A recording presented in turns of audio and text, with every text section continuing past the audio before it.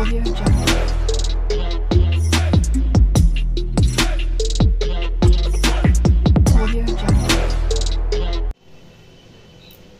সকাল চলে এসেছি ছাদে। তো ফুলগুলো অনেকক্ষণই তোলা হয়ে গেছে। নীলকণ্ঠ ফুল নতুন গাছে বেশ অনেকগুলো ফুটছে, ভালো হয়েছে ফুল। এখন তো দেখছি লাস্ট টাইমে এবার আমার শিউলি ফুলগুলো সুন্দর ফুটছে। ফুল তোলা হয়ে গেছে কিন্তু গাছে এখনো জলটা দেওয়া হয়নি। সকাল সকাল আর জলটা দেওয়া হলো না, কারণ ওদিকে আবার ঘরটরগুলো ঝাঁটাতে গিয়ে আর হয়নি।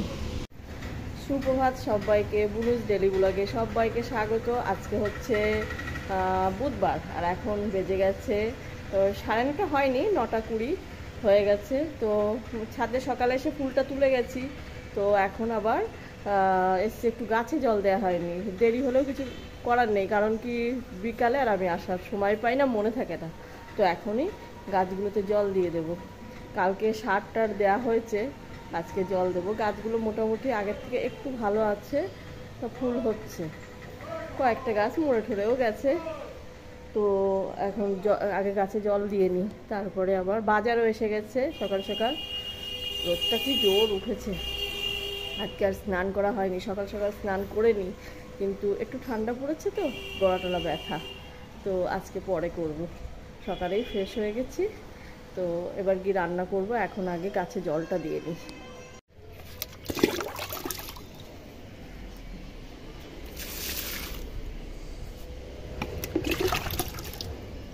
লেবু গাছটা সুন্দর হয়েছে, আর একটা লেবু গাছ গেছে মরে। ওটার মধ্যে প্রায় দিনই জল, মানে আসলে জানি না, মনে হয় ব্যারেলটার আগের থেকে এই যে এটা মরেই গেছে। আগের থেকে হয়তো ব্যারেলটা আমার ফুটো করা হয়নি, যার জন্য ওই জল যেতে পারেনি, জল জমে গাছটা মনে হয় মরে গেছে। ভালোই হয়েছিল, 1 বছর ধরে ছিল, কিন্তু এবারে মরে গেছে, কিন্তু ফল আসছে না।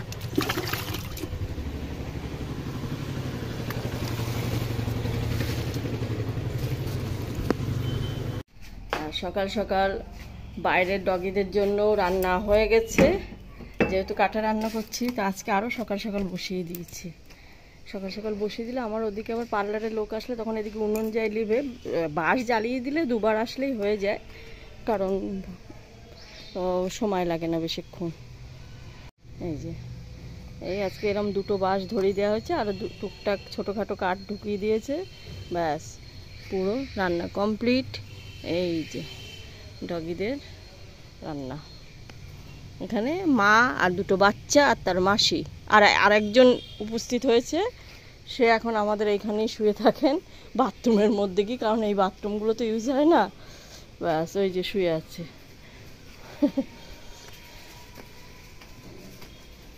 হয় না, যেহেতু এই যে কাঠ, প্রচুর কাঠ। এসে কদিন ধরে ওর মনে হয় অ্যাক্সিডেন্ট হয়ে গেছিলো, তো পায়ে লেগেছে। বা আমাদের এখানটা কাদের পোষা কুকুরের দিকের, কিন্তু আমাদের এই জায়গাটা এসে থাকছে। আর এগুলো সব কালকে একজন হেলমেট ফেলে চলে গেছে, এখানটাই রাখা রয়েছে, এই সাইডে এনে রেখেছে।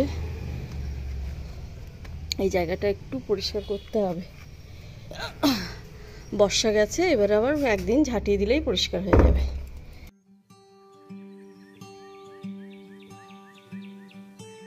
All of the branches are budding new leaves.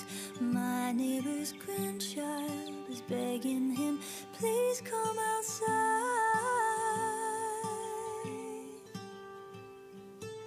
Our garden's creatures have come to greet us. I hear a robin eagerly singing her song.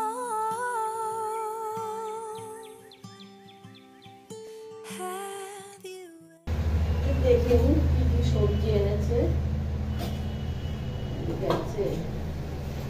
পালং শাক, লাল শাক, লাল শাকগুলো এখন খুব ভালো আছে। ফুলকপি, শসা,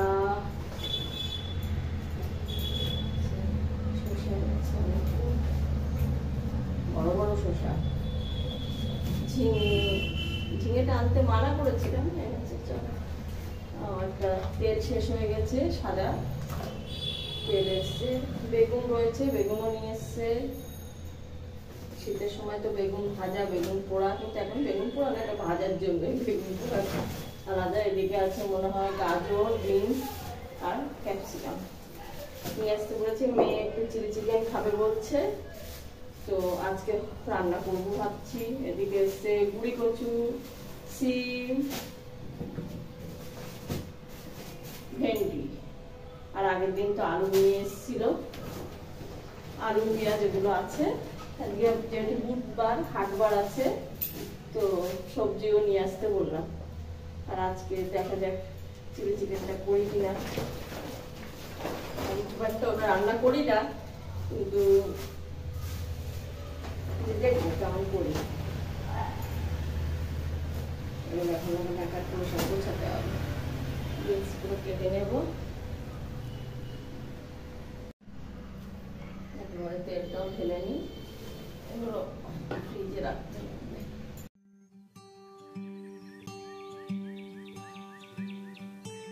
All of the branches are budding new leaves.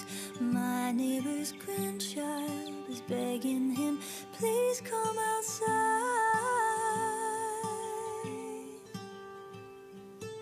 Our garden's creatures have come to greet us. I hear a robin eagerly singing her song.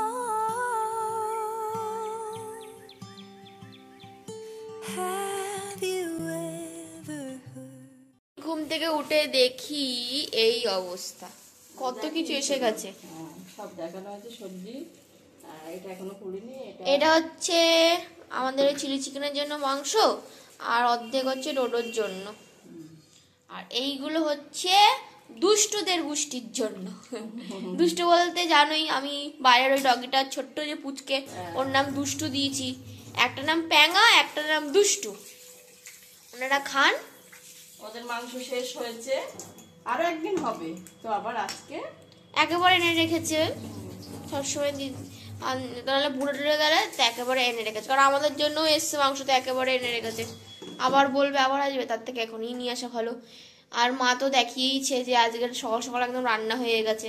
হয়ে যায়নি, মানে সবজি এসে গেছে। মানে না ওদের, ওদের, হ্যাঁ হ্যাঁ, ওদেরটা হয়ে গেছে, ওদের রান্না দুষ্টুদেরটা হয়ে গেছে, আমাদেরটা বাকি, আমার আর ডোডোদেরটা বাকি, তাই তো?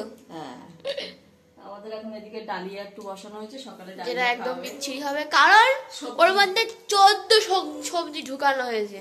এবার সবজিগুলো কেটে নেবো। গাজর কেটেছি, ফুলকপি কেটেছি, এবার একটা আলু কাটবো, আর পেঁপেটা ওখানে ফ্রিজে। এখানে এখন রেডি করছি, ম্যারিনেট করে রেখে দেবো। তো মাংসটা তো ধুয়ে নিয়েছি, ধুয়ে নেওয়া হয়ে গেছে। এতে এবার পরিমাণ মতো লবণ দিয়ে দিলাম, আর একটা ডিম ভেঙে দেব।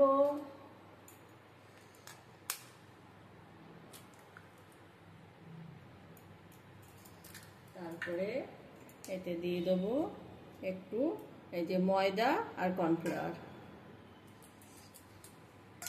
তারপরে দিয়ে দেবো একটু সয়া সস।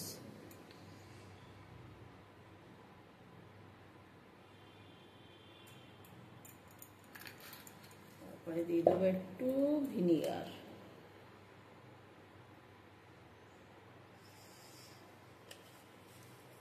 তারপরে একটু আদা রসুন লঙ্কা পেস্ট, একসাথেই পেস্ট করে নিয়েছি।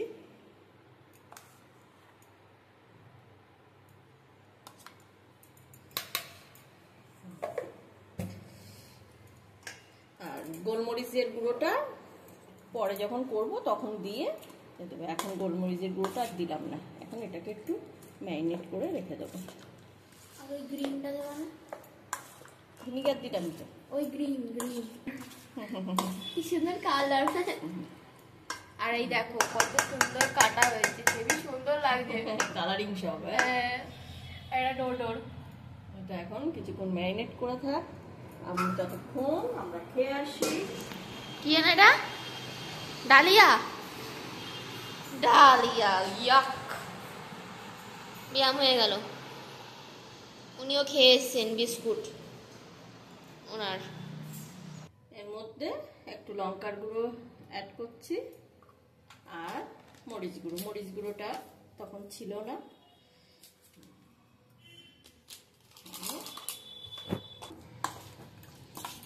বেশ অনেকক্ষণ হয়েছে, আধ ঘন্টার উপরে হয়ে গেছে না, ম্যারিনেট করে রেখেছি।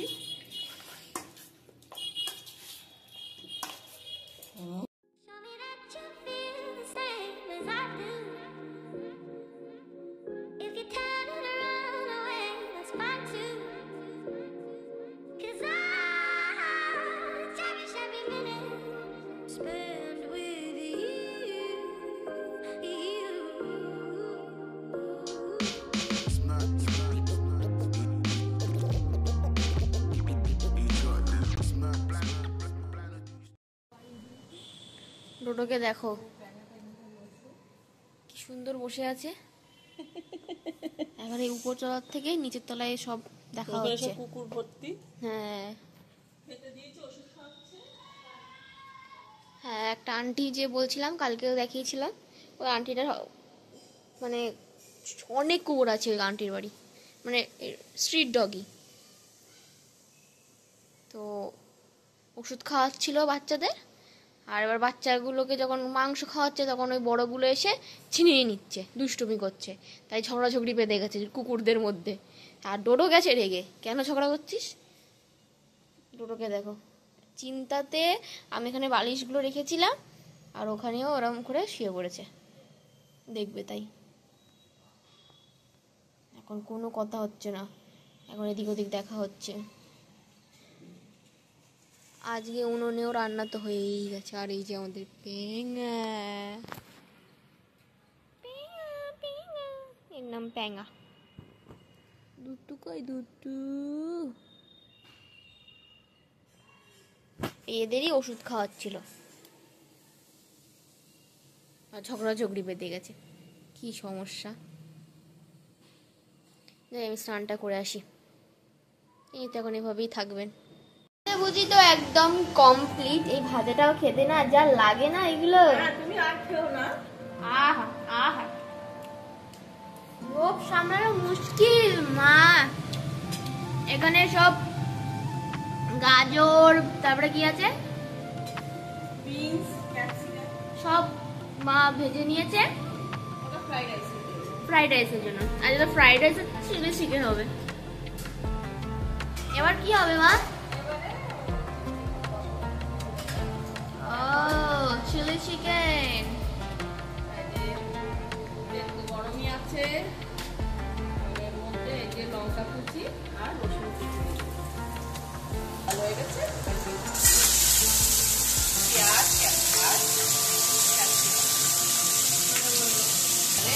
আদা আর রসুন আর লঙ্কা বাটা এটাও একটু দিয়েছি। এর মধ্যে স্বাদ মতো একটু লবণ দিয়ে দিলাম। পেঁয়াজটা মতো দিয়ে দিই।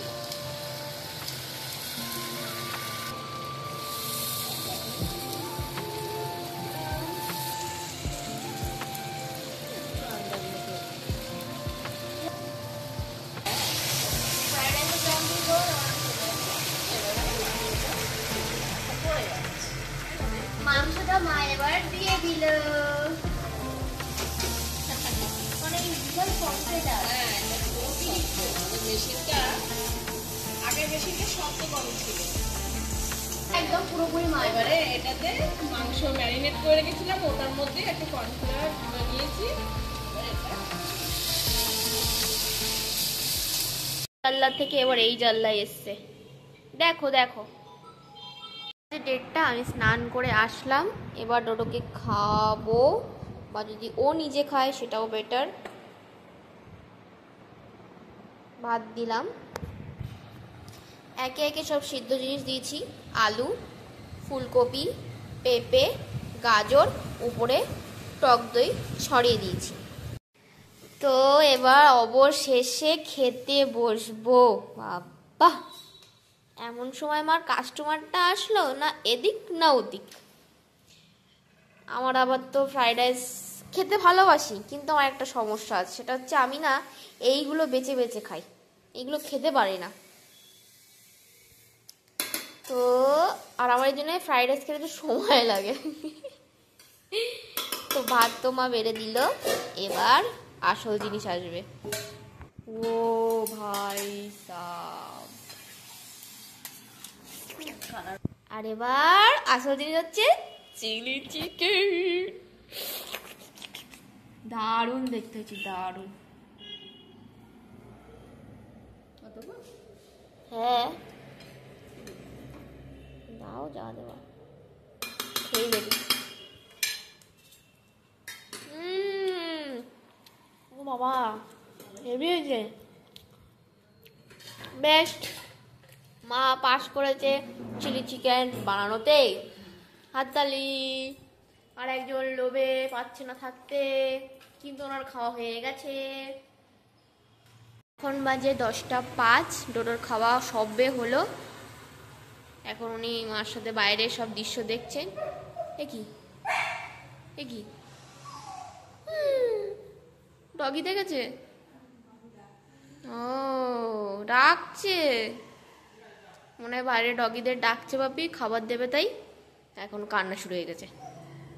কেন ডাকছো, কেন ডাকছো বাবি?